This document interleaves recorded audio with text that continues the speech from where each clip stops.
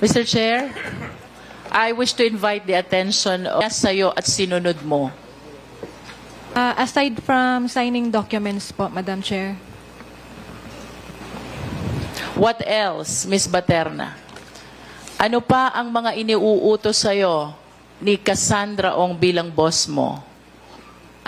Documents po, tsaka po sa cheque po. Documents and checks. Na kaninong pangalan yung mga cheque? Meron po akong nakapangalan sa akin, Madam Chair. And what do you do with those checks which are in your name? Anong ginagawa mo doon sa mga checking nasa pangalan mo? Minsan po nag-uutos po siya, halimbawa, mag-issue ka ng, halimbawa po, 10 pieces worth of like 15,000, ganun po. Tapos sinusulat ko po. In other words, Ms. Baterna, ikaw ay taga-issue at taga-perma lamang.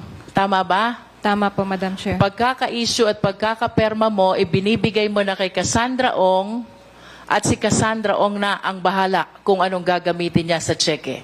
Tama ba? Yes po, Madam Chair. I remember you committed last time to execute a waiver para sa iyong bank accounts. You're giving the committee the authority to see all information about your bank accounts. Do you confirm? Yes po, Madam Chair. Have you executed that waiver, Ms. Baterna? Yes po.